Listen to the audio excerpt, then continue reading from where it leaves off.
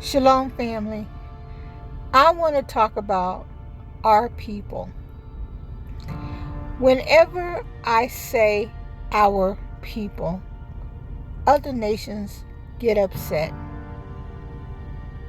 They always come at me and say, why are you always talking about your people? Like your people are special. Everyone's the same. This is how I know you don't know who Yahudah is. This is how I know you don't study the Word. You don't study the Bible. We are all not the same people. He told us as a people, his chosen covenant people, that we need to be set apart in Leviticus. He told us in Joshua 23:7 that even though other nations were mingled among us, we were not supposed to serve their gods. He didn't want us to be caught up in their wickedness and their behaviors of paganisms and idolatry. That's why he wanted us to be a set apart people. And now it makes sense, because when you read in the book of Jubilees, when all the sons were alive, if you read just all the way from Shem to his lineage, to Abraham, to Moses, to Joshua and Caleb, if you read about everything in the Torah, you see that Yahudah told them to be set apart and had them always be in land where they were going to be protected by Yahudah. They weren't supposed to mingle with anyone. And even when Abraham sent for a wife for Isaac, for his servant, he had him go to his own kinfolks to get a wife for Isaac. And the same thing Isaac did for Jacob. He wanted us to mingle with our own people, have our own people as wives and husbands, and have our children so our bloodline would be pure. See, the problem is that they have removed our bloodline, the Hebraic bloodline. So when you look at us as a people, you don't see a culture. Some people say they don't see a culture.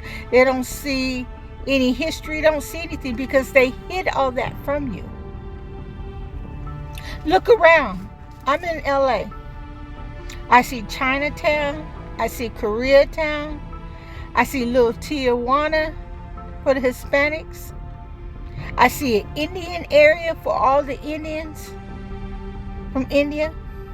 I see in New York they have the Irish, they have the Ukrainians, the Russians, they have the Arabs. They have their own communities. But when you talk about our people having our own community, everyone clutches their pearls and they get nervous. You know, if you listen to Marcus Garvey, he tried to get the people out on ships to go to, I believe, Liberia. But we had the gatekeeper. I think it was W.D. Du Bois that fought against him with that. Got the people to turn against Marcus Garvey. And Marcus Garvey ended up going back to Jamaica and being penniless and broke, because they had stained his name. And then W.D. Du Bois ended up going to Ghana and living there. And he ended up passing away there. It's always just gatekeepers. So when I say our people, I'm talking about Yasharel. And specifically, I'm talking about the tribe of Yahudah, the melanated Americans in the United States. Yes, we are the tribe of Yahudah. We are the ones that need to come together. We need to unite. We need to repent and turn from our wicked ways. Get out of Babylon. Revelations 18:4. That's what Yahudah has been given to me to tell our people. I don't care what men say, tell me to be quiet because I'm a woman. Yahudah said in the last days, my sons and daughters will prophesy in my name. And if the men are not doing, he will raise up a woman to do it. And he's raised me up. He gave me the assignment.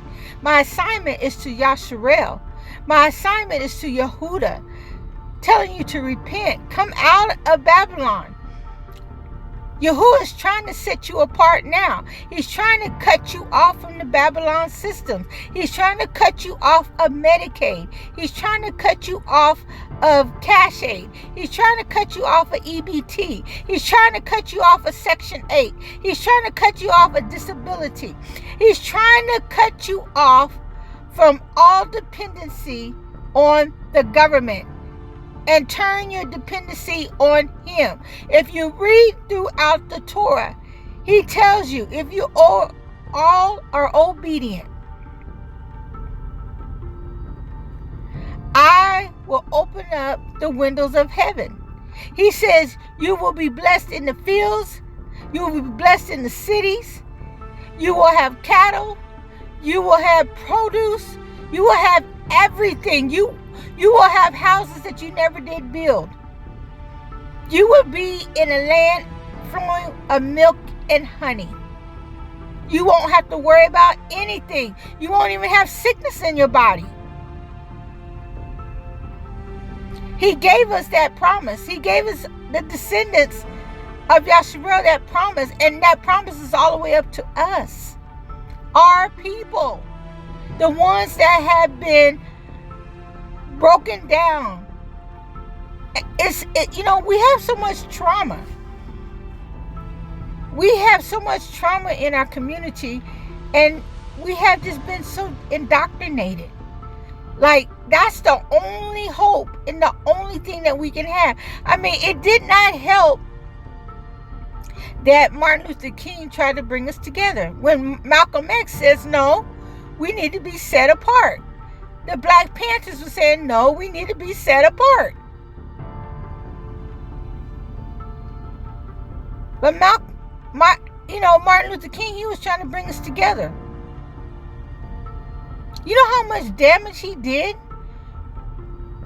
Trying to make us look like the abuse of our ancestors went by sitting at restaurants, trying to demand for them to get something to eat, when these people could be doing all kind of stuff to their food. They can't cook anyway.